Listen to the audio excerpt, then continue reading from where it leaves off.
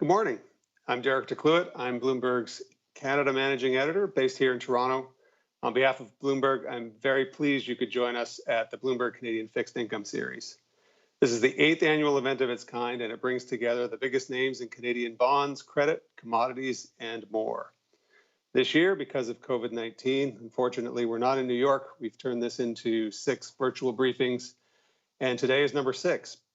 You can catch up on all the past sessions and get a recording of this session later if you want under the agenda section of this website.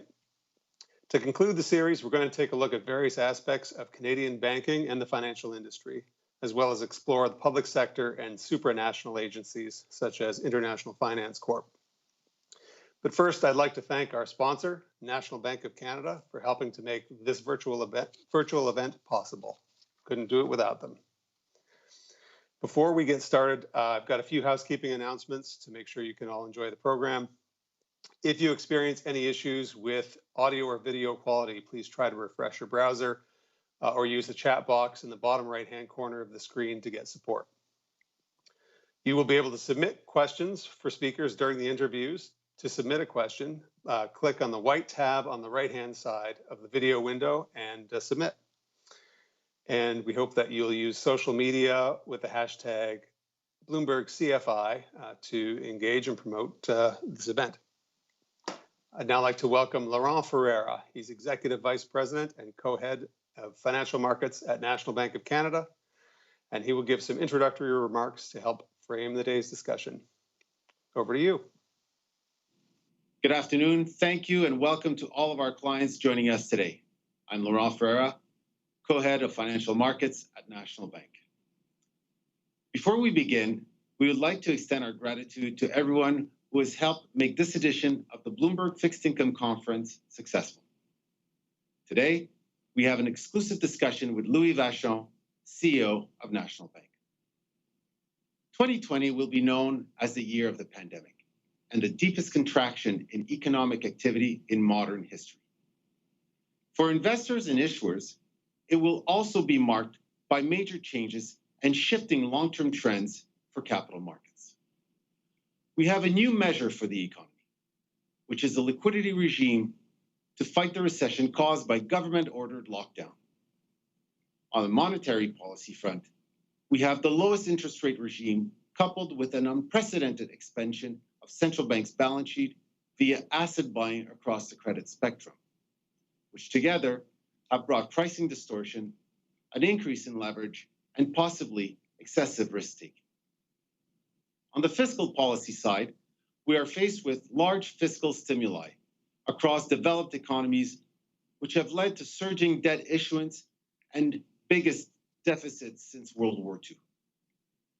We also have certain secular trends that are more prevalent. On one hand, we have the growing influence of technology companies on global consumers who are demanding more digital services. On the other hand, you have an energy transition and the rapid growth of renewable energy, which will force companies to rethink their carbon footprint and speed up their transformation. While the pandemic has brought us many challenges and a complicated landscape going forward, it will force us to rethink growth in light of major structural changes. The most important task that lies ahead is a redefinition of the economy and its industries. With large metropolitan areas and businesses that are currently suffering from the pandemic, and trends like digital, climate, higher unemployment, and geopolitical tensions. Banks have an important role to play in supporting growth and the transition to a post-COVID environment.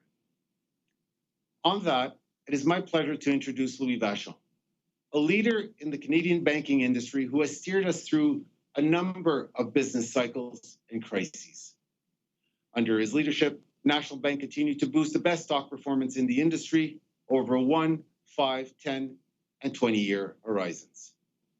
He is with us to discuss key issues and opportunities and how we are approaching them at National Bank. Thank you. Thank you, Laurent. And now I'd like to introduce my colleague, Canadian banking reporter Kevin Orland, who's going to be talking to Louis Vachon, CEO of National Bank of Canada.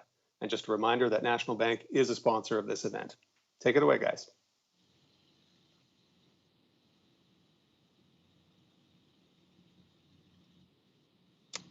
Hi, good morning. I'm Kevin Orland, and with me today is Louis Vachon, Chief Executive Officer of National Bank of Canada, which I should mention is a sponsor of the Bloomberg Canadian Fixed Income Conference. Welcome, Louis.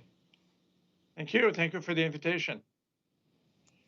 So we'll get right into it. Like a lot of banks during the crisis so far, we've seen National Bank take something of an earnings hit from increased provisions for credit losses. It was about $500 million in the second quarter and another $140 million in the third.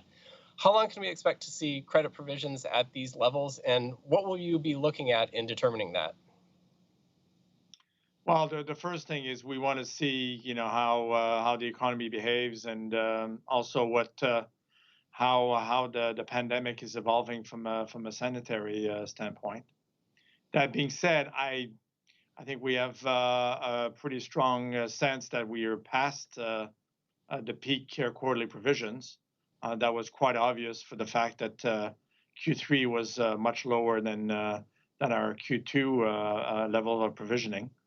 So I think going forward, I think we want to see how that evolves. But I think generally now we're satisfied that we're well provisioned, for even the more the less pleasant scenarios, shall we say. How concerned are you about what we've been seeing with this uptick in cases across Canada? Unfortunately, not a surprise. I think most experts in the field were telling us that the fall would bring obviously back to school and would bring colder weather and more people within confined spaces, and that some form of second wave was quite likely. So unlike the first wave, which was, at least for me and most people in the bank, was a surprise, the second wave has not been a surprise. And I think generally, I think we were better as an organization. We were well equipped for remote working, much better protection in terms of for our employees and clients on the sanitary side. So we, as I said, I think we were well prepared for it. And generally, I think it's been much more, it's been an easier wave to manage than the first one. So another big question on the lending side has been what will happen when all of these loan deferrals that have been taken expire? Will those customers go back to paying right where they left off, or are they going to default? What has National Bank been seeing on that front? So what we've seen, I think, and now, we're well into the 6 months initial maturity of the deferrals. So we're in fact well advanced in our discussions with our retail and commercial clients who've asked for deferral. So first conclusion is that the vast majority of the demand for deferral were preemptive. Namely, people were asking the deferral on the basis of expectations of, a loss of revenue that ultimately did not occur. And the second conclusion we've seen is that based on, and again, I think we're well advanced in the process with both retail and commercial clients, the overwhelming majority of our customers have resumed payments after the end of the deferral period. So another big concern has been commercial side of the book. I think that's arguably for a lot of analysts been a greater concern than the personal side. What are you seeing in terms of commercial and corporate credit quality at the moment? Well, it's a tale of of two worlds. Two worlds really. We have a real estate construction manufacturing sector that is extremely strong, technology sector that's very strong, which represents roughly 90% of the economy, and then we have 10% of the economy what we would call the discretionary side of the economy, restaurants, physical retail, hotels, and entertainment, which is obviously still feeling the effect of the pandemic, and particularly of the second wave and the second wave of confinement. So 90% of the economy is very strong. Some segment of that is actually very strong. And then there's 10% that is still negatively impacted directly by the pandemic. So while the credit side has been difficult for National Bank and all other banks during the pandemic, the financial market side has really kicked in and had a few great quarters. How long can that continue? And if that does taper off, how will the rest of the bank's operations pick up the slack? Well, I think the first comment, I'll make a general comment, a strategic one, is, as you know, we have been a fan of our capital markets business here. We were never of the narrative that we should try to convince the market that we're not in that business. We always thought that capital markets, particularly the way our Canadian capital markets business was a high quality business. Secondly, that is a natural extension of the full franchise. So we're in a universal banking world where you serve small and medium-sized businesses and retail and large corporates. That capital markets is a natural extension of that franchise. And lastly, that business, if well managed, namely if it was mostly focused on customer business, customer flows, advisory, and not on proprietary trading the way it was pre 2007, that business would be a good complement, would perform well in periods of economic volatility. And I think that's exactly what we saw, or at least we have seen so far in 2020. And so I think it will depend a little bit what's going on with volatility generally in the markets. Trading, as you know, is somewhat correlated to volatility. That being said, what's encouraging is if we have a drop in volatility, what seems to be now more than compensating is the return of what we call the merger and acquisition supercycle. There is so much money on the side now from both strategic buyers and private equity players looking to deploy themselves in the economy to make acquisitions, that that cycle is extremely strong and will accelerate, we feel, in a post-pandemic world. So that's why we're still quite positive for the capital markets for the foreseeable future. That's interesting. Now, one of the other things that's happened in the pandemic is that net interest margins for banks have really been compressed because of the rate cuts that we've seen on both sides of the border. Now, National Bank is already known as a not very interest rate sensitive bank, but what are you doing to sort of offset some of that headwind? Well, one of the things we're doing, obviously, is one way to compensate for lower margins is to make sure that at least your volumes are growing. The good news is that, as we've seen in the last few quarters, on the deposit side, there's been significant increases in volumes. And also, unlike what we feared, including myself, I was quite worried that we would see a collapse in loan volume growth in March. That's not what has occurred. The real estate market has stayed quite active on the residential side. So our mortgage business is growing quite nicely. And we feel that having been positioned somewhat defensively prior to the arrival of the pandemic, that we're in a good position now to assume a bit more posture favorable to business development. So actually, our mortgage volumes are growing very nicely. So that's the first thing: is make sure your volume growing is the one way to compensate for the NIMs. The other is, as you mentioned yourself, if your business, your franchise is well diversified and has good balance between net interest margins, the fee income, and the trading side of the business, you're a little less vulnerable to to NIM compression. So I would call that, strategic diversification. So that also has served us quite well. All right. And we've seen National Bank do a few large debt issuances this year presumably to take advantage of some of those low rates. Can you talk a little bit about what the funding strategy has been so far, and also, what else may be left in terms of issuances for National Bank this year or maybe early next year?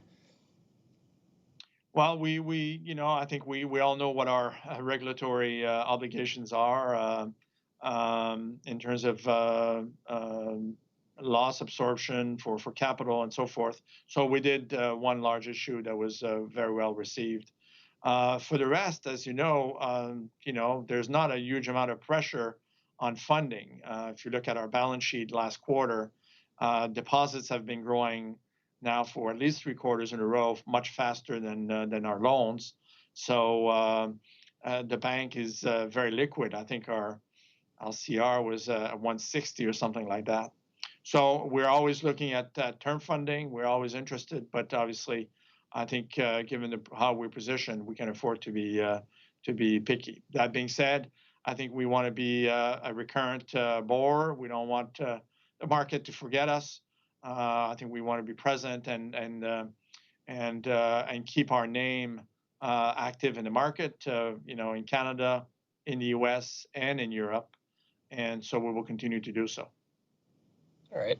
Well, and as you mentioned earlier, we are seeing most of Canada, and especially your home base of Quebec, undergoing a second wave of COVID. What concerns do you have about that, especially for National Bank's retail business, and what are you doing to sort of help mitigate some of that impact? Well, I think as I said, we're better prepared just from having gone through the first wave last spring. So our mechanisms for protecting our employees and protecting our clients are I think are in place. So is there a little bit more stress in terms of managing employees who are absent and because of somebody in the family being potentially infected? Yes, there is more of that. But again, I think we've developed tools and our crisis cell, some of the technology been deployed now are helping us manage all these aspects. So far, I'm not saying that the second wave is a pleasant experience for our employees and our clients. It's not, but it's been certainly easier to manage than the first wave. Now, how are you seeing Canada's economy as a whole hold up right now? Quite well in the circumstances. I think when we look at the whole economy, it's doing relatively well. I would say on an absolute and clearly on an absolute a relative basis compared to other countries. We had the advantage, and I think we've been talking at this conference and in previous years about the fact that public finances in Canada being in relatively good health was a cushion, a buffer against either recession or other surprises, and that's effectively what's been occurring. The federal government certainly had some firepower to help the economy in the circumstances, and they did, and some of the provincial governments have done also. So I think we're now in a situation where the government succeeded in its policies in cushioning a lot of the negative blows that came from the first wave of the pandemic. So I think generally, we're doing fine. All right. Now, speaking of national economies, Canada's neighbor to the south, the U.S., is less than 2 weeks away from a presidential election. Obviously, that's going to have big impacts on Canada and globally in terms of trade flows and all sorts of sort of economic repercussions. What are you watching there? What do you think could happen in terms of if there's a potential change over the administration or if Trump is elected to a second term? Just what are you watching? What are your thoughts for the global economy impacts from that election? Well, it's not my field of expertise. One area I would look at is on we have a Democratic landslide, both in Congress and in the White House, what the new fiscal policies would be, and what the impact would be on corporate tax rates, capital gains, and so forth. That would be probably the one thing I would look at, just because of legislative process in the U.S. I think it would be more impactful for 2022 as opposed to 2021. But as you know, the market is a discounting mechanism, so we could start feeling that. That being said, global liquidity right now, the central bank policies of the major central banks are so expansionary, and there's so much liquidity in the system. I think it's going to take a lot of very bad news on the fiscal front and other areas to derail the bull market over the medium term. The one thing I do follow for markets are levels of liquidity, and they are extremely high right now. So as I said, it will take a lot of very bad news on many fronts to derail this bull market. All right. Now, we always, our readers are always interested in your credit buying business, Credigy. What kind of opportunities do you see for that business in this market, and would you consider acquiring something to complement it right now? Well, I'll start with the second half of your question. No, historically, the team at Credigy has been so successful at generating organic growth that they haven't had the time or, frankly, the interest in making acquisitions. They would see that more as a distraction. Now, we clearly see some opportunities. The little less opportunities than we would have thought in March, again, because central bank intervention and quantitative easing has been so massive that it did act to stabilize some segments of the credit markets in the U.S., so eliminating some opportunities. But that being said, there's still a lot of potential deals in the U.S. right now, and mostly on the a little less on non-performing. I would say more on the performing side. That's where we're focusing on, and so we're still very optimistic for the ability of Credigy to grow the top line and the bottom line in 2021. All right. And last question, of all the changes that we've seen, social, political, economic, financial, that have happened during the pandemic, which ones do you think will be permanent even after the pandemic subsides? Well, I would answer from a macro and a micro standpoint. On the micro standpoint, I think it is the balance between working physically in the office and working remotely. I am still a big believer of physical work. I think we're building a new head office right now in Montreal, and we feel that's still very much relevant, even in an environment or a world where working remotely is more popular. So on the macro sense, that's probably the big change we'll see going forward. On the macro sense, it's clearly the government deficits and the very extraordinary central bank policies that we've seen, which I think will define the after COVID for the next few years. So government deficits, the management of the fiscal side, and combined with new forms of monetary policy. Those, I think, will be the legacy on the macroeconomic front. All right. Well, thank you, Louis. That's all the time we have today, but thank you very much again for your time. Appreciate it. Thank you. Thank you for the invitation. The opening bell has rung on the London Stock Exchange, and gold prices are already soaring. Investors here in Germany are moving more towards safe haven assets. And here in Canada, precious metal commodities are reacting. Let's take a closer look at how this will impact your portfolio. Understand the world impact on the Canadian economy as BNN, Canada's business news network, joins forces with Bloomberg, the leader in global finance. The all-new BNN Bloomberg. Local insights, global power. Hi, everyone. Welcome back. I'm Derek DeCluet, Canada's managing editor for Bloomberg. And I'm very pleased to welcome three esteemed panelists in the funding world. We have Laura Fan. She is the head of funding for the Inter-American Development Bank. Dave Eyre is the treasurer of CMHC, Canada's national housing agency, Canada Mortgage and Housing Corp in Ottawa. And Zaresh Kazenyeva is funding officer with the International Finance Corp. Welcome to all of you, and thanks for joining us. I'd like to just start by giving each of you the opportunity to talk a little bit about your institution, what it does, and your profile as an issuer, and then we'll delve into the details. And Laura, we'll start with you. Okay, thank you very much.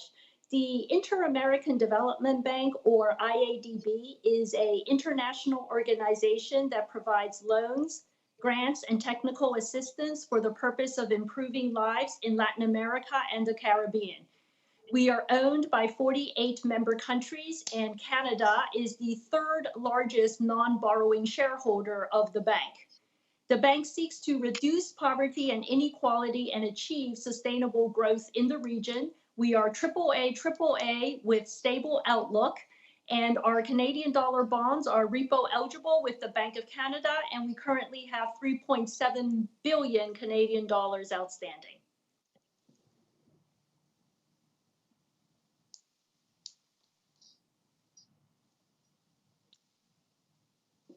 Dave? Okay, great. Thanks, Derek, and good afternoon to everyone. So my institution is CMHC, also known as Canada Mortgage and Housing Corporation, which is a government crown corporation and Canada's housing agency. Our core mandate really is to quite simply to help Canadians, to help housing affordability for Canadians. CMHC also actually happens to be the guarantor of our AAA-rated CMB bonds, which, for investors offers high quality Canadian dollar, plain vanilla bullet structures, which are explicitly guaranteed for timely payment of principal and interest. We are a pretty large issuer with about $260 billion currently outstanding. We typically issue around $40 billion a year of syndicated issuance across 5- and 10-year benchmarks. We're headed into our 20th year of our program, and looking at our stats, we've issued about $660 billion since then, and the program's very well known globally by hundreds of investors. Just very quickly on our mandate for CMB, first and foremost, it serves a financial stability mandate role in Canada, and I think we've seen a couple great examples of that. Obviously more recently with COVID, but back during the GFC too, it also played an important role where it functioned extremely well during difficult times. And I'd say the other piece too, which it's going to play the CMB program will play an important role in the coming years is, to help deliver on CMHC's aspirational goal, which clearly states that by 2030, everyone in Canada has a home that they can afford and meets their needs. So it'll be important for that. Thanks. Zaresh. Thank you, Derek, and hello, everyone. So International Finance Corporation, IFC, is the largest global development institution investing exclusively in private sector and emerging markets. So our goal is to provide loans and equity investments to businesses in emerging markets, and we've been doing so for 60 years. IFC is the member of the World Bank Group, but we are a separate legal entity with a separate balance sheet and separate funding program. We are fortunate enough to have a very broad shareholder basis of 185 member countries, and Canada is actually one of the largest top 10 member shareholders. We do enjoy strong support of our shareholders, as last year they voted for a capital increase for IFC. As an issuer, we are a AAA rated supranational issuer, and our bonds are zero risk weighted under the Basel framework. The size of our annual funding program is in the range of 12 to 14 billion, and this size allows us to maintain a consistent presence in different markets, including Canadian public markets, where our bonds are eligible for FTSE Universe Bond Index. Other than accessing public markets, we are a very frequent issuer of medium-term notes and private placements, where we are able to tailor and issuance to the specific needs of an investor. And last year, for instance, we issued in 28 different currencies, responding to the demand of our investors. In addition to long-term funding, we also have a short-term discount note program, which is offered on a rolling basis.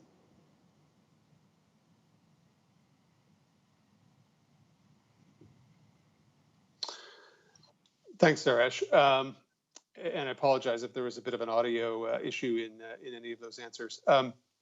Let's delve into your issuance strategy for Canadian dollars. And Suresh, we'll start with you. The IFC had been out of the Canadian dollar market for a while and then came back in recent years. Tell us a little bit about what you're thinking about when you're accessing the C dollar market and what the kinds of things you're looking for and so on.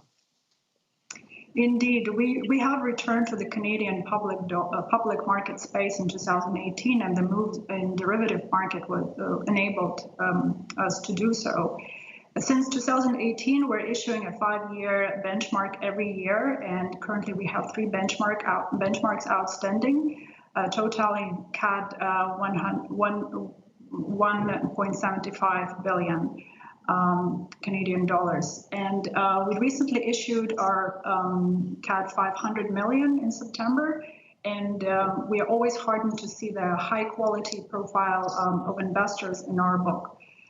So our commitment has been to the Canadian dollar market, where we try, depending on the market conditions, to issue a bond every year in the benchmark size or in the private placement format. And last year, actually responding to the requests of investors, we were able to issue our first green bond in the Canadian dollar market, which actually generated an additional investor base, increased our investor book by 50%, and garnered support from ESG investors at the time. So going forward, our strategy is to continue issuing in the Canadian dollar market, is also to grow our Canadian investor base and the global investor base interested in the products that we're offering in the Canadian dollar market, and just be very responsive to the needs of our investors. Laura, how about you? Our strategy for the Canadian dollar market is essentially threefold.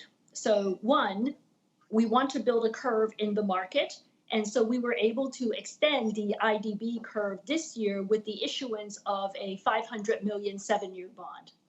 The second aspect is we want to build our transactions over time so that they can become 1 billion Canadian dollars in size. We were able to do that this year for our October 25 bond. It started off as a 600 million bond, later upsized to $1 billion.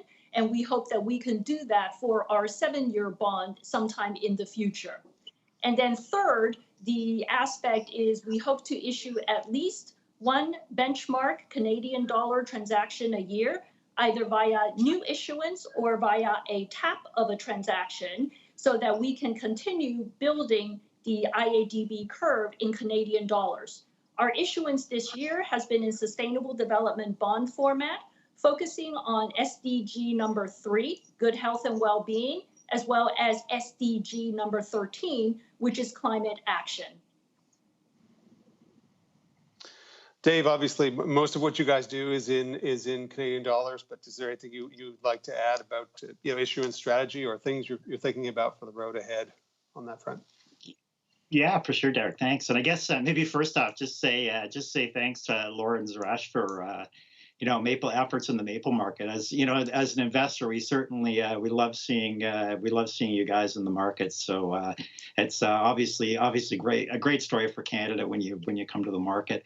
CMB, I think, as folks who follow our name know fairly well, we're typically pretty transparent issuer. And I'll call it quote unquote non-crisis times. We're typically doing 5 and 10-year benchmarks, up to $40 billion a year. And I'd say that 40 billion has worked, quite well, in recent years, kind of prior to this year.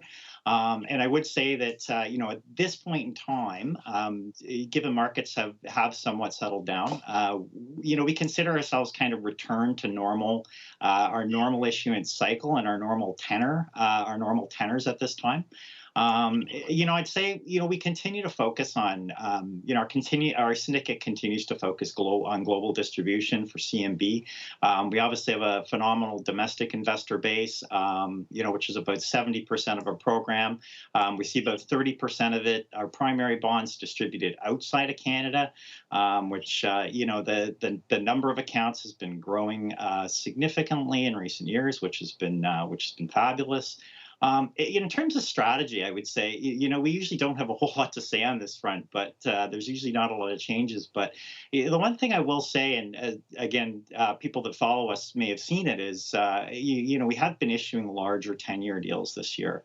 And, that wasn't necessarily specific to COVID. That was actually, we were already thinking about increased 10-year issuance because it actually plays an important role in housing, in the housing market in Canada, because the 10-year sector provides some very good support for what we consider sort of multifamily affordable housing. So, that's an important focus for CMHC, and I think, assuming that investor appetite remains there, we'll obviously look to continue to issue those larger size 10-years.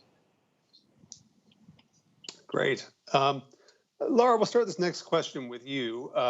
Your institution has a product called I-Bonds, and it's focused on education and youth and improving the lot of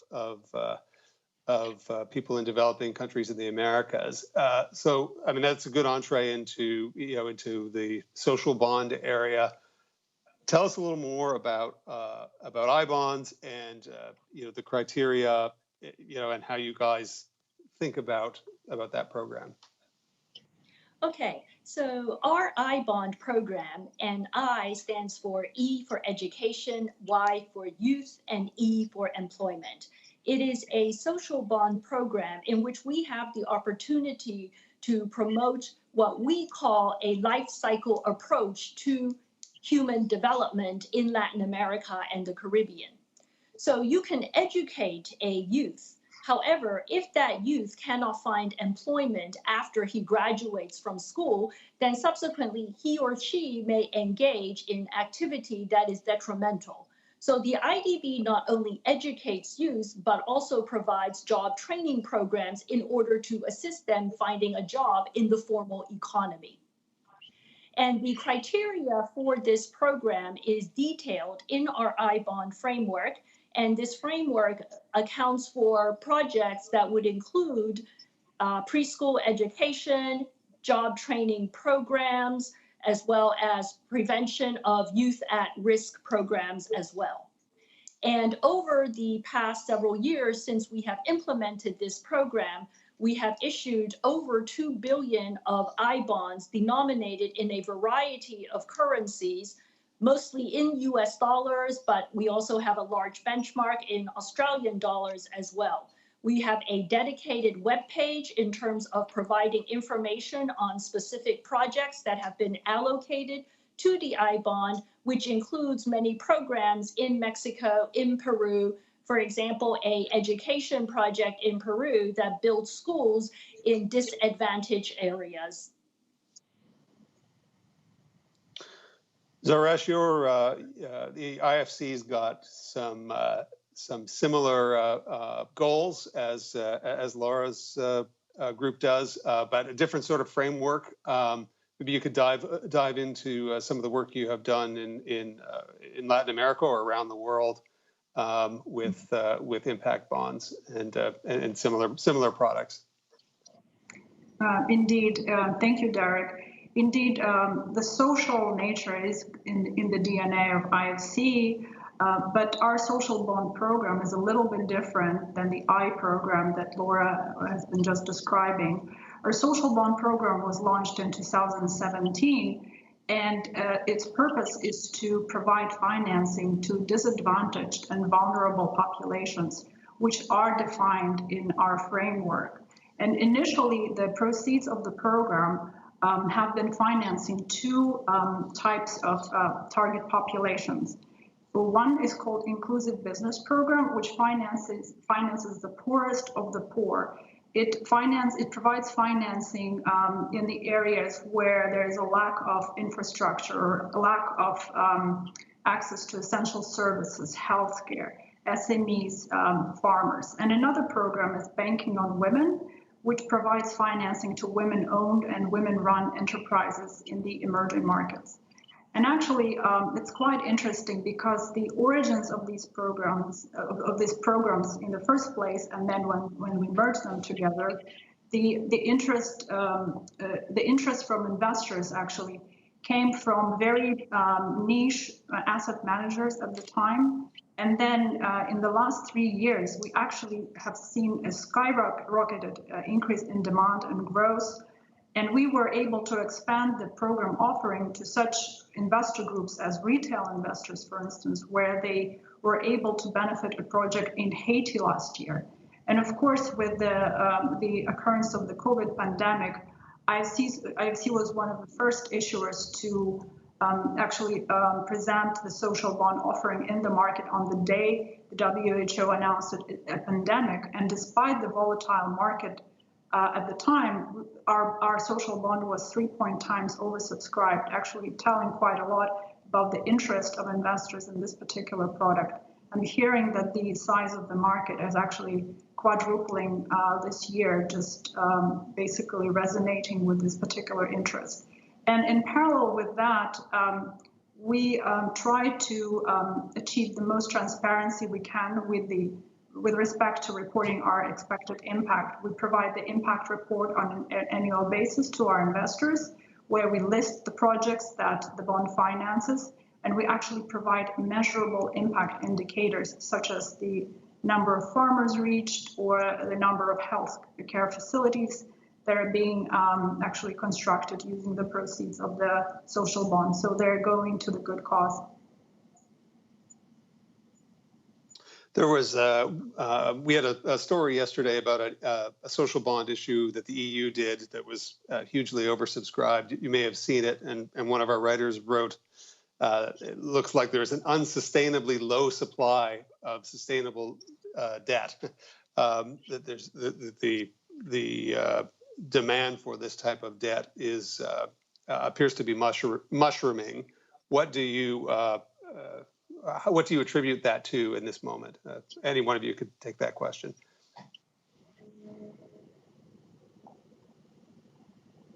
I think from an investor perspective, Derek. Oh, sorry, go ahead. No, go ahead. I was just going to say, I think from an investor perspective, it's it really has become front and center. So it's certainly something when people are looking at their strategic asset allocations now. It really is a big consideration, I think, to be looking at ESG and making sure that's playing a role in your portfolio. I agree with Dave on this. I think we've witnessed an increasing demand for social bonds over the years from investors, as there are more caring investors about the impact and SDGs and achieving SDG goals. Perhaps this year also a contributing factor is the novelty introduced in the social bond principles related to the definition of the social bond and target population, which clarifies that the target population does not necessarily need to be a specific group within the population, but it also could be a society as a whole or the general public. And so in the current environment, the general public is affected as well. And to add, I was just going to say, to add to what what my colleagues have already said, I think the interest in social bonds is also based on what we see in the world right now, especially with the COVID-19 pandemic all around the world. You see potentially a rise in inequality, and this rise in inequality has looked to serve basically people who want to try and see how we can improve the world in order to mitigate this rise in inequality. That makes sense. Actually, that's a good segue into the effect of the pandemic. It is a transformative event for financial markets. It's a transformative event for the world. How does it change your funding approach going forward over the next couple of years or even longer? Dave, do you want to start with that? Yeah, happy to, Derek. Yeah, so I'll tell you, 2020's been an interesting year. As I mentioned, we're sort of back to what I would call sort of our normal issuance cycle, but when things started to, when markets started to really, see some pressure back in kind of early March, we actually happened to be in the market with a CMB deal, and the markets really started to unravel fast to the point where, we were doing a trade on March 11th, and we actually, went and changed our normal issuance protocol to tighten it down from sort of a 24-hour window to a couple-hour window from a launch price, just because of the crazy amount of volatility in the markets at that stage. So, I think in the coming weeks after that, I think about the amount of things that happened, just from a Canadian perspective, the different measures that were put in place by the government, the Bank of Canada to support markets, to support Canadians. Specific to our program, the Minister of Finance approved a $20 billion increase to our limit, so bumped us from 40 to 60. Just to give us some run room that if the program was needed for financial stability, it absolutely would stand ready. And one of the first actions we took was to we sort of just surveyed our syndicate and said, look, where can we get some incremental demand in the system quickly? And the 3-year fixed rate, which is not a normal tenor for us, but we did it back in the GFC, and we tried it again, and we're extremely happy with the result. We got a $6 billion 3-year done in May, which is the largest 3-year ever done in Canadian history, and that was beside that was alongside a $4 billion 10-year, which was also the biggest 10-year we'd ever done by a long stretch. So again, I think it was a great, it was a good reflection of this program and its mandate. I think it was, we also saw very good international demand on those trades too, which 35 to 40%, which says that, look, even during a crisis, Canada looks obviously their AAA looks very attractive as a flight to quality investment for sure. Laura? Well, definitely the COVID-19 pandemic has had a huge impact both on our borrowing and lending programs. As a matter of fact, we will have our largest ever borrowing program this year, which is set at $27.2 billion.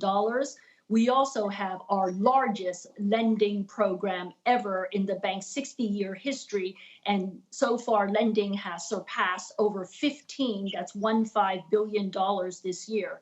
And this is all as a result in terms of us stepping up to the plate to immediately mitigate the negative impact of COVID-19 in Latin America and the Caribbean. So the bank was able to quickly disperse, for example, a project in Jamaica in terms of building up their health systems, a project in Uruguay to help ensure minimum living standards for the most vulnerable population, as well as a project in Guatemala to ensure a minimum level of income. Our lending and borrowings have grown so much that our new president, who took office on October 1st, President Mauricio Claver Carone, basically is looking to a capital increase, and he's looking to seek such capital increase from our shareholders in March of next year. He believes that the bank should be doing even more lending than we are today. And so he wants to increase our lending capacity so that we can lend $20 billion a year. And clearly, if we were to lend that much, then our borrowing program will also be impacted and potentially rise to a much larger program than what we currently have. Suresh, you have the last word on this one. I would just say that on the corporate level, IFC's goal has been to cushion the blow of the economic crisis. And so back in March, our board approved an $8 billion fast tracking facility for our existing clients. to support them with their working capital or trade finance. And $2 billion out of this package is actually to support trade finance, which is very short-term in nature. And therefore, in response to this, we have lifted the limit on our discount note program outstanding to $5 billion. We're actually going through the stage 2 of our response to the crisis plan, and yeah, stay tuned. Actually, I think the thing I took from all that is you're all extremely busy, and you've all got quite a lot of work ahead of you. And I really appreciate you taking the time to speak with us and to speak with our audience today. Thank you.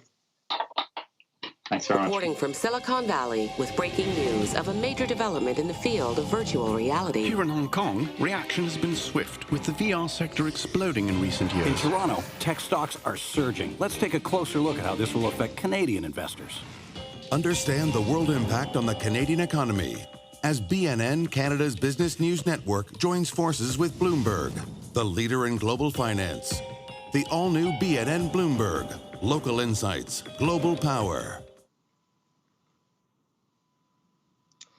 Hi, good morning. I'm Kevin Orland, and with me today is Ian Charret, Senior Director Treasury at Caisse des Dépôts et Placements de Québec, and Brandon Weening, Senior Vice President Corporate Finance at the Ontario Municipal Employees Retirement System. Welcome. Thank you for having me. All right. So obviously the COVID-19 pandemic has had a big effect on firms across the spectrum. Can you talk a little bit about how it has affected your firms, specifically from a treasury and corporate finance perspective? I'll start with Ian on that one. Well, first, thank you, Kevin, for having me again. Pleasure to be here. Well, in terms of the effect of the pandemic, if we look at, generally speaking, for any institutional investor, of course, such a drastic shock must have an impact on the way we looked at certain aspect of our portfolio. But generally speaking, we built a very diversified portfolio for our depositors, and that's certainly a key advantage in such a stressed period. But looking from more of a treasury perspective, since our role is to monitor liquidity, to manage the funding programs of the case, we of course had a pretty important role to play during the crisis. We've had to, as you can imagine, liquidity becomes the top priority for pretty much any organization in that kind of market stress. So we had to follow that very quickly.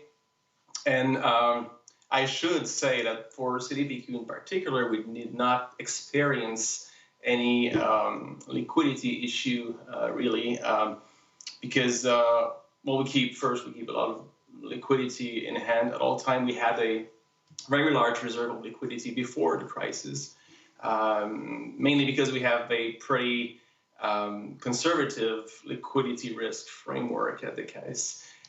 So we've had the in a sense, luxury of looking at things and making sure we can seize opportunities and rebalance our portfolio if necessary. So that's really the reason why we have large liquidity reserves. It's really to seize opportunities more than cover, contractual outflows. And one quick note on what we did this spring in terms of funding activities.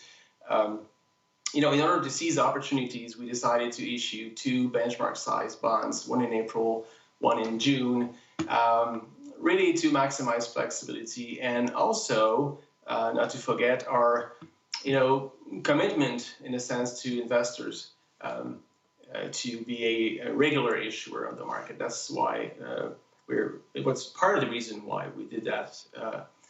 And maybe one, not to be too long in my answer, but one quick word on the value of this kind of program during a crisis, having access to such funds at such low rates. It's really a good example of the full value of having worked with investors and all stakeholders. And Brandon. Sure. Thanks, Kevin. So we're OMERS. We're the Municipal Employee Retirement System, so the pension provider to municipal employees, including many who are on the front lines. And I would say, it's those members who were most impacted, or certainly strongly impacted by the pandemic, as well as the municipalities who are their employers and our stakeholders. And so, you know, many of them have been impacted. As a pension plan, sure, we have assets that were impacted. And then from a corporate and financing standpoint, we took advantage during the crisis of low rates and our funding window, and we did three notes across three currencies to add to our liquidity to enable future deployment opportunities. And I would say, one in US dollars, one in Canadian dollars. The one that we did in euros was our inaugural offering. Perhaps came a little bit sooner than we expected to, but it was an opportune time for us. And the investor roadshow work we had done beforehand was just very, very helpful in that scenario. All right. So now both of your firms are in sort of an interesting place in the market. You're both AAA rated sub-sovereign issuers. It's sort of an interesting segment. Now, how does that affect your strategy in the market and how you go about, financing the operations? We'll start with Brandon on that one. Sure. So, Kevin, you're right. We are AAA rated by two agencies, one notch below by two other agencies. So, depends on the methodologies that they apply. We feel that we offer issuer diversification in a space that's historically been denominated by many, many familiar names who, provide good supply. And the truth is, our program is still young. We started it in 2019, so it's continuing to mature, and therefore we're paying a little bit more spread until we become more familiar and a little bit more liquid. And so our IR work right now is focused on central banks and official institutions who are looking for new names with a strong credit, and we provide that. All right, Ian. Maybe just to echo what Brendan just said, I think we add real value from an investor perspective. We provide first an exposure to AAA entities in Canada with its solid legal framework, institution, and so on. And we also, one key differentiator, I think, is the fact that we are not a government credit per se. We're not guaranteed by the government. We have full independence in terms of operation and finance. So that's a key difference to some of our peers in the SSA space.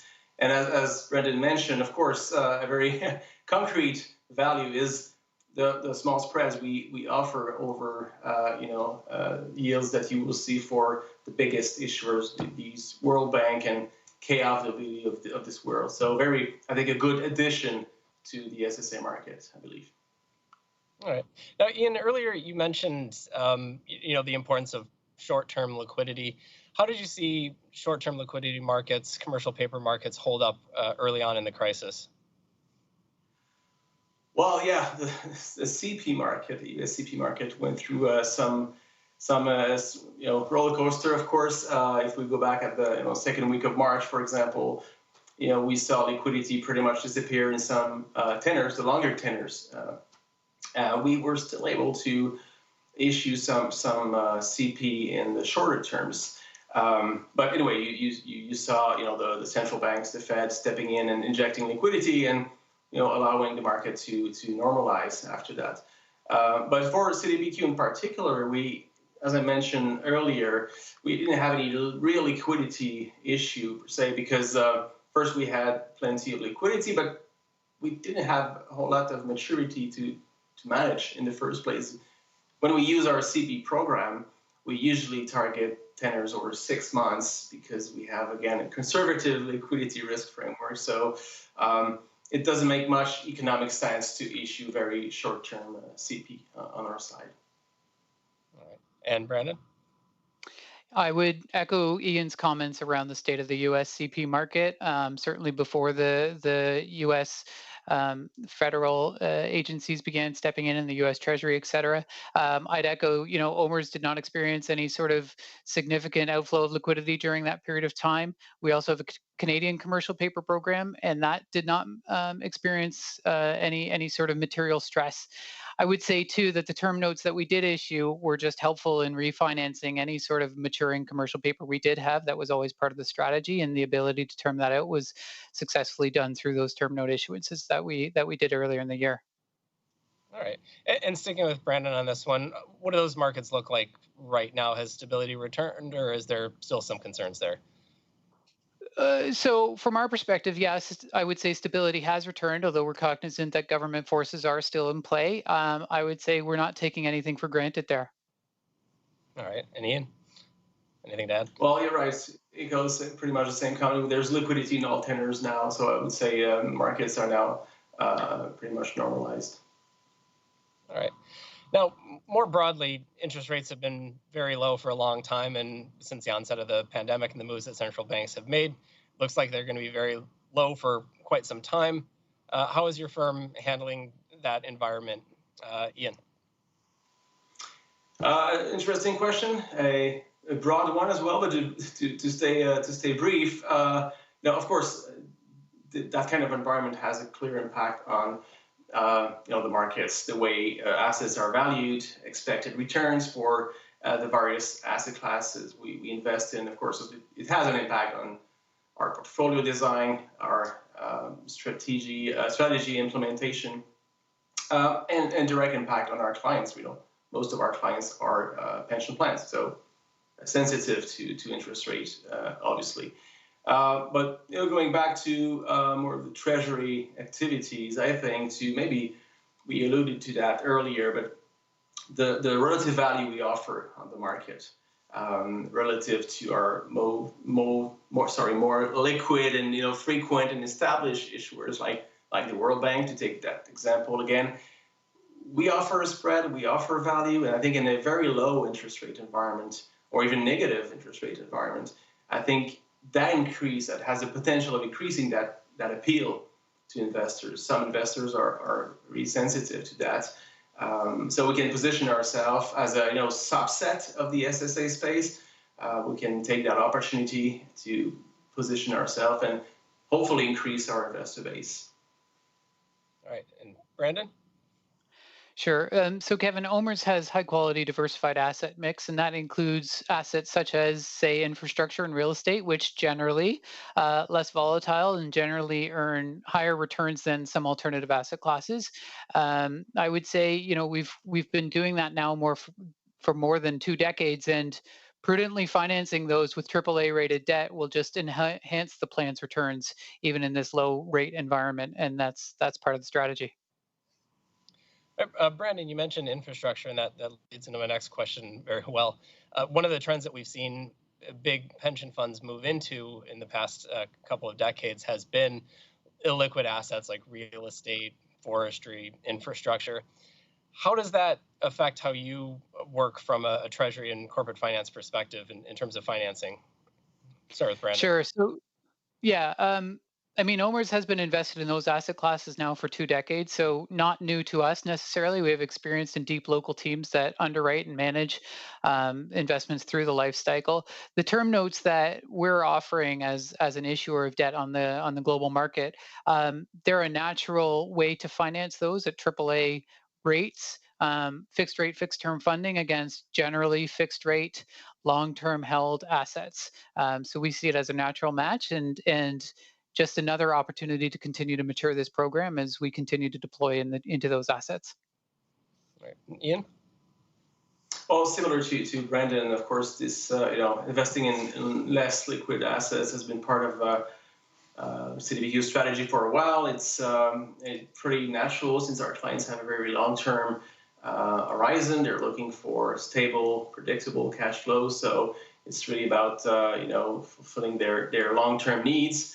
And as Brandon mentioned, one thing particular for us that we have the size and expertise to invest directly in these asset classes, providing significant value for our clients. And in terms of Treasury, Treasury is supporting these asset classes. We work very closely with the investment teams in these asset classes to make sure we can support them in terms of funding. Brendan mentioned, term notes to fund either real estate or infrastructure, for example, but also to be able to, monitor and anticipate any liquidity needs related to that kind of activities. All right. So one thing that we heard investing firms talk about a lot prior to the pandemic was sustainable investing, green bonds, ESG concerns. Was all of that a sort of a luxury of a bull market, or is that something that your firms are still continuing with even during this time that's a little bit more volatile? Start with Ian. Well, good question. No, I think it's more relevant than ever. We're focusing on sustainable investment for a while now. It's really a key part of CDPQ's investment orientations. And it's not because it's fashionable to do so. That's really because we think we need to be positioned to benefit from this very important transition, this global transition towards a hopefully carbon neutral economy one day. So it's really a good investment decision in the first place, I think. And then in terms of, and not to forget the ESG factors are risks. We cannot, do like they don't exist. They are real risks. They need to be factored in our risk monitoring. And for the more Treasury activities, we're looking for, we have a green bond framework that we've put in place. We're looking for issuing green bonds in the next few months if market conditions are favorable. So we'll certainly do that. It fits perfectly with our investment strategy. All right, Brandon. So I'd say OMER's approach to sustainable investing, it's integrated throughout the investment life cycle. And there's more details about that on our sustainable investing website. Specifically as it relates to our term note program, we've not issued a green bond. It's something we're studying over the medium term. I'd say in the meantime, we're going to let the bond program in a non-ESG format just continue to mature and continue with our investor relations work with green and non-green focused investors. On your question on whether it was a luxury or what point in time, I don't believe so. I think it's here to stay. I think it's an important part of the capital markets, and over the medium term, we're going to continue to study that and see what the opportunities are for OMERs there. All right. And as you look out at the rest of the year, do you expect either of your firms to do more bond issuances this year? I guess we'd start with Brandon on that. No, I'd say for the rest of 2020, we think our funding program is complete. All right. Ian? Pretty much the same. We will probably not issue another benchmark size bonds. We want to keep the option to do so, but we're looking more at next year. All right. Now, last question. Of all of the things that you've seen change during the pandemic, whether that's in your world of Treasury and corporate finance, or even more broadly societally, what of those changes do you think will remain even after the pandemic subsides? We'll start with Ian on that one. Well, there's a few very concrete development I find interesting. For one, being able to do some virtual meetings with investors, that's a good development, I think. Not to say that we would not continue in-person visits, of course. Human presence is important, but I think it's very efficient, and it's a good thing in terms of carbon footprint as well. And one thing I was pretty impressed with is the ability of all participants in the market to make sure we can execute transactions, whether it's dealers, issuers, and investors, of course. So pretty operational, almost day one. So that's a very good development on that front. And maybe a quick word, a more general observation on the funding markets. I think one thing that was clear during the crisis is, I think, the importance of the funding markets to try to mitigate some of the negative consequences of such a crisis, and I would say even more broadly to tackle some important social issues. So hopefully this pandemic is a catalyst for maybe a bigger stable trend towards a more issuance in social bonds for specific social issues. Right. Brandon? Yeah, Kevin, I would echo so much of what Ian said. And if we were to look at it from a different angle, I'd say at OMERS, and I think true across many organizations, we focus so much more now on how our people are feeling, including mental health. The attention that is getting is just accelerated. I would say that's a combination of COVID. It's a combination of other social forces, including calls for social justice. I'd say when you're working from home with webcams into people's homes, you're aware of these people so much more as people with homes and with kids and with pets, a life outside work. We're talking a lot more about grace and patience and neighborliness, and I hope that stays, and I believe it will. All right. Brandon, Ian, thank you so much. Appreciate it. Great discussion. And now over to my colleague, Shelley Hagan in Ottawa. Thank you, Kevin. This panel discussion is on provincial borrowing. I'm Shelley Hagan. I'm economics reporter for Bloomberg based in Ottawa.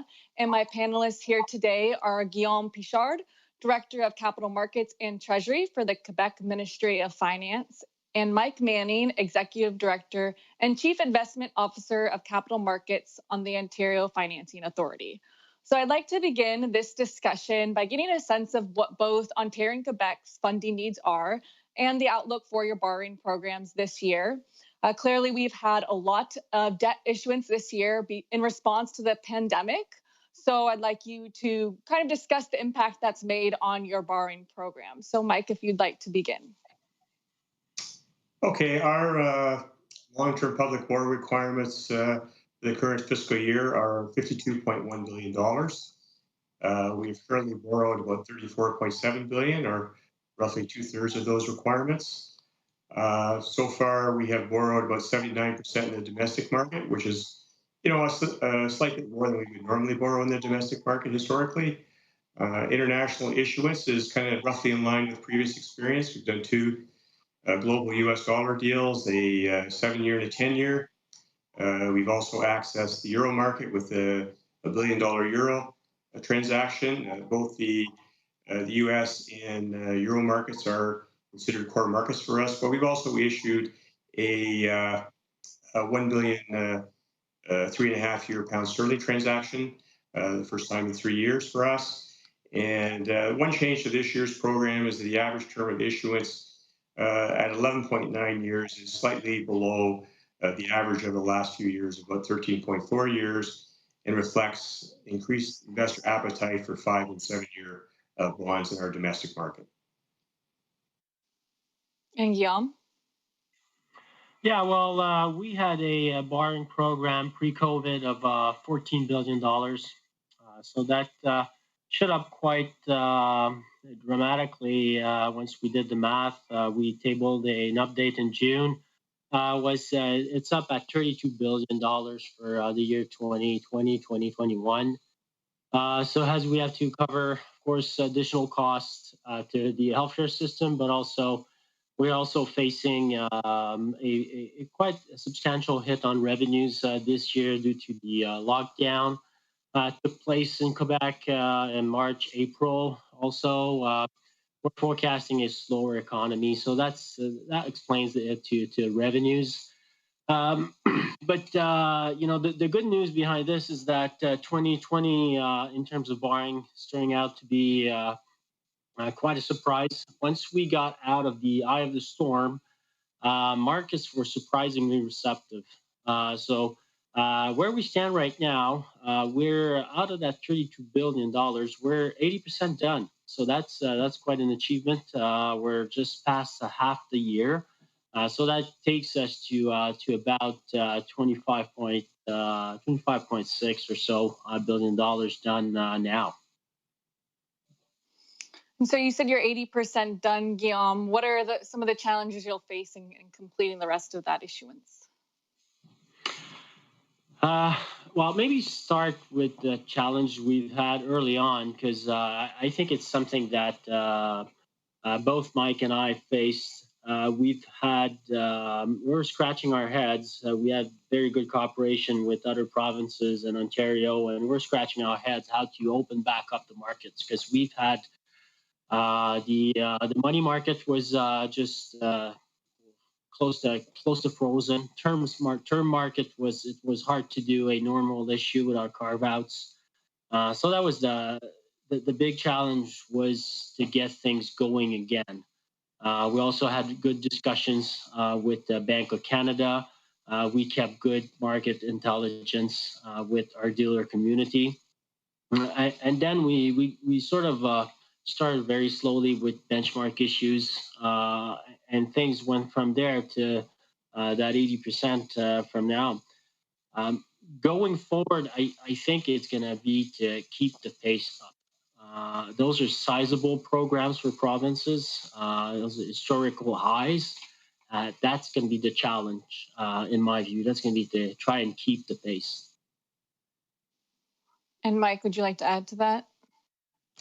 Yeah, I guess the biggest challenge for us has really been the impact of COVID-19 on the government's fiscal plan and the follow-through effect as it impacts the province's borrowing requirements. So for the previous fiscal year ending on March 31st, 2020, the deficit was about $8.7 billion. And again, it wasn't impacted too much by COVID-19 at that point in time because it had just started. But most recent finances, Q1 finances, which came out in August, the government is now forecasting a deficit of $38.5 billion. So that's an increase of about $29.8 billion over last year.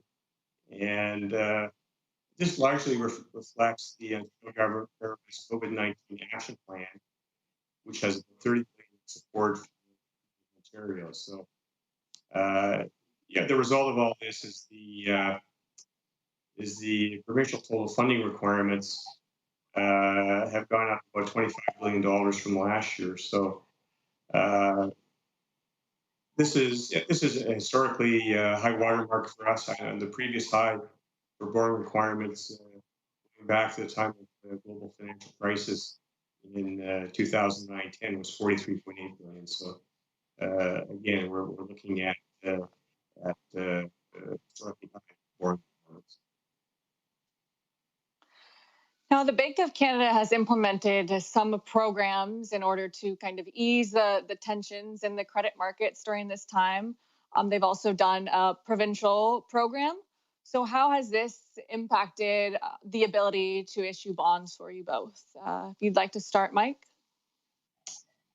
Yeah, the provincial bond purchase program, whereby the Bank of Canada purchases domestic provincial bonds through an asset manager, largely in proportion to the province's outstanding bonds and relative share of GDP, has been very beneficial, I think, to the overall functioning of the provincial bond market.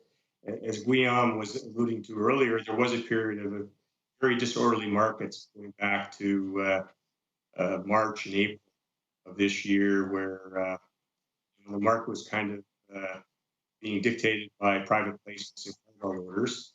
So since the market has stabilized, so I think we're all very helpful about that. We've also had an improvement in spreads as well. The purchases, I think, have been positive in terms of provincial borrowing costs.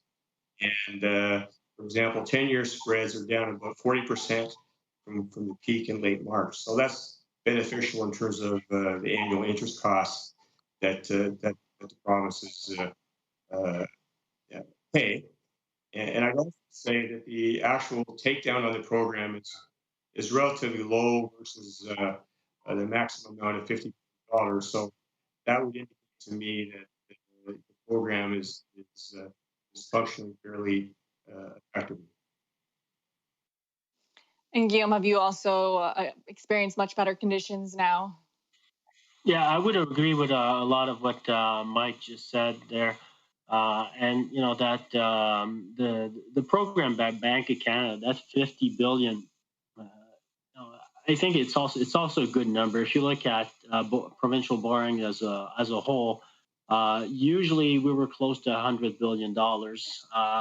This year we're projecting to be close to 150 or a little bit over that. So that $50 billion actually what provinces are going to borrow due to COVID. If you just basic simple rule, but maybe more to that. But basically, it comes down to that. So it really helps to give a signal of confidence and strength to investors. And when you have your own central bank buying your bonds, that's a big signal to international investors that provincial credit is something very important to the Bank of Canada, and therefore it gives ourselves and all the other provinces an opportunity to keep rolling out our financing program for this year in normal, let's just say, less stressful environment and a less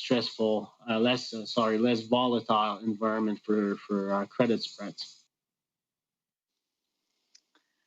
And what kind of tools can you access when you need short-term liquidity? Of course, we are in a time of great uncertainty, and we're seeing a second wave here in Canada. Possibly we'll have a lot more issuance from provinces. So what tools do you have on hand? Guillaume? Yeah, well, if way back going to the financial crisis, we've set up a fund. So we tried to learn from that financial crisis. So we've set up a fund, a liquidity fund, and we've grown it over the years to $13 billion. So that is what basically it's a fund that if there's stress out there, we can access that pool of money and we pay down short maturing issues. What's interesting is during the pandemic, in the eye of the storm, we didn't have to access it. We were able to rely on our T-bill program, promissory notes. In Canada, we can lift up to $21 billion on these programs. There's also in the U.S. There's the U.S. Commercial paper program we've got access to. We have $15 billion US of credit line that we can access there. So those are the main liquidity instruments. And talking to credit agencies or talking to investors, that's something that's on their radar. They want to know right now if we've got cash on hand, if we can access liquidity down the road. So that's something I want to be very. Mm-hmm. And Mike, does Ontario have a similar? Yeah, I think the situation is somewhat similar for us. We do carry liquid reserves, short-term investments that we hold, and currently they get up to currently there's almost $50 billion.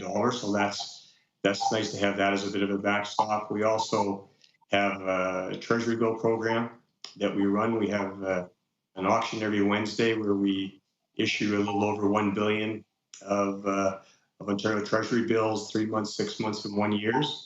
And it's very cost effective. Last Wednesday, our 3-month auction came in at a average cost of 0.075%, which is remarkable because it's both essentially on top, if not through Government of Canada borrowing costs, but essentially it's almost zero. So that's a great thing to have. We've also taken advantage of the Provincial money market purchase program, where the Bank of Canada will purchase up to 10% of the primary options. And initially, when they started the program back in, I think it was late March, they started, it was 40%. So I think that's kind of signifying that the provincial money markets are functioning much more better than they were previously. We also have a U.S. commercial paper program. We find that we get arbitrage on that program, where we can actually issue at lower costs than our Treasury bill program, which is quite amazing. And we have a lot of short-term borrowing capacity as well. Like we have, I think the authorized amount is about $61 billion. We have about 27.4 currently outstanding. So that means we have additional short-term borrowing capacity that we could use of $33.6 billion. Now, we certainly don't expect or we won't want to use that, but it's sort of nice to have in your back pocket. Mm-hmm. Well, I'd like to.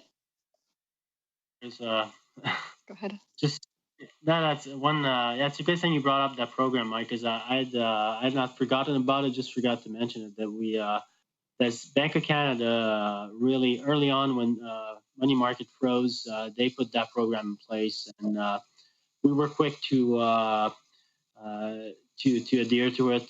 Other provinces were. I think that helped us a lot. That helped out. Let's just say unfreeze money market, and we're able to afterwards get the term market going.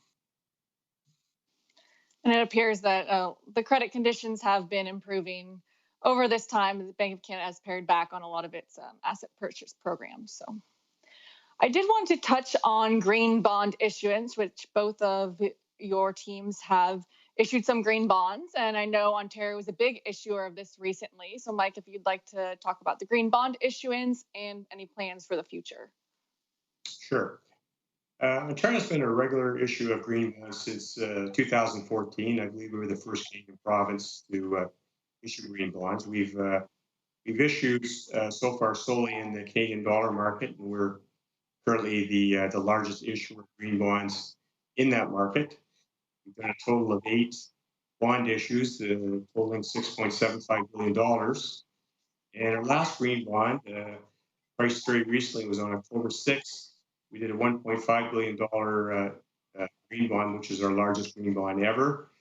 Demand has been very strong, and it's been growing over time as investors focus on ESG-related investing. I think that's a trend that's firmly in place. And the nice thing about green bonds, they also allow you to expand your investor base, essentially get investors to buy your bonds who wouldn't normally buy your credit. So we've had 5 such new investors in our last green bond. And in terms of commitment to the market, we remain very committed to the green bond market, and we expect that we'll continue to issue green bonds on a regular basis over the foreseeable future. Guillaume, I understand you're a big issuer as well. Yeah, we've dipped into the market just after Ontario did, so we were the second province to issue green bonds, and we've never regretted. In fact, it's quite the contrary. We're really, really happy and supportive of our green bond program. It's definitely something that we keep promoting to investors around the globe and domestically. Even though we only issued so far in Canadian dollars, globally, when you meet investors, you always have a chat about your green bond program. So that's as Mike alluded to, it's a doorway to bring new investors on board to your credit. It really helps. We've had some new investors who bought our green bonds, and then they went and bought our regular bond issue. So that's a big positive for us. And so far, just a few numbers here. We've done 5 issues for $2.8 billion. We want to continue issuing green bonds, around 1 issue per year, hopefully more. This year, due to COVID, because you've got to tie your green bond with projects. Due to COVID, we'll be a little bit slow to dispersing the money of the last issue towards project. There's been some delays, especially in the transport sector, where factories basically they had to shut down because of COVID. So, but nonetheless, that's not going to be a recurring theme.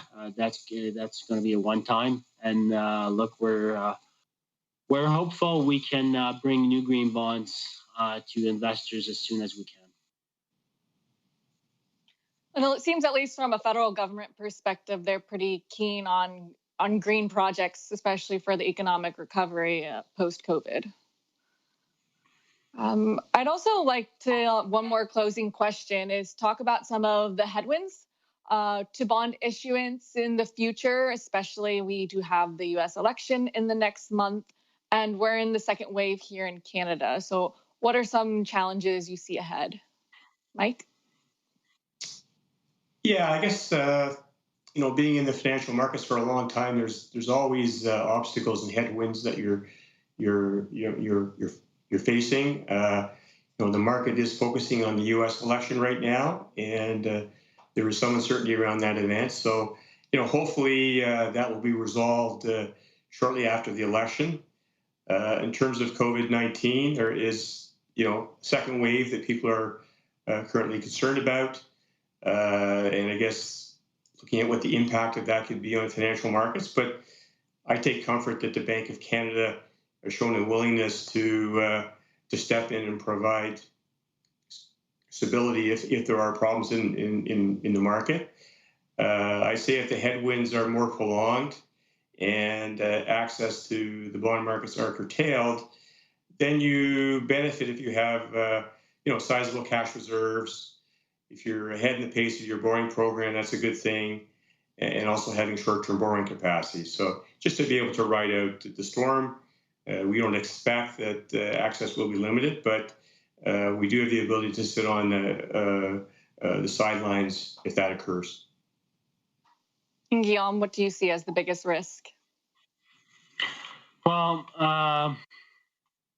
a few things. COVID could still be with us, unfortunately, for quite a while, and the effects of COVID on economy, public finances could drag on. I don't think when all of this started that back in March and April, we'd be sitting here at home back in October. So, might unfortunately more that we could have to endure towards COVID.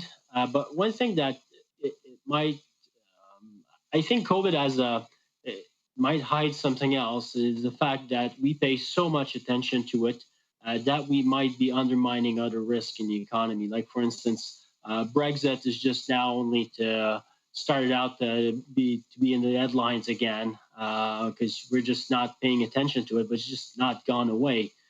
Trade tension between U.S. and China, we're still there, and they still will be.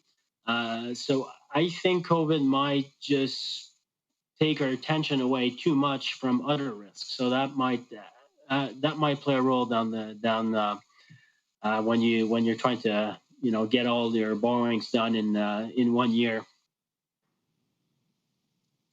Well, thank you so much both for joining us, and we are out of time, but thank you, Guillaume and Mike. Thank you. Thanks a lot. Thank you to Shelley and all of our panelists, and to Kevin Orland for the earlier panel. And thanks to all of you for joining us for the sixth session of the Bloomberg Canadian Fixed Income Conference. We really hope that you enjoyed the discussions and got something out of them. And a huge thank you to our sponsor, of course, National Bank of Canada, which helped to make this event and the previous 5 days of this event possible. Thank you, National Bank. We really appreciate your involvement with the series. Once again, if you want to review any parts of our conference, you can return to the agenda section of the website at any time, and we will have the recordings there. For more financial and business news, please go to Bloomberg.com and follow us on Twitter @business, and Bloomberg Canada is @businessca. Thanks so much, and have a great afternoon.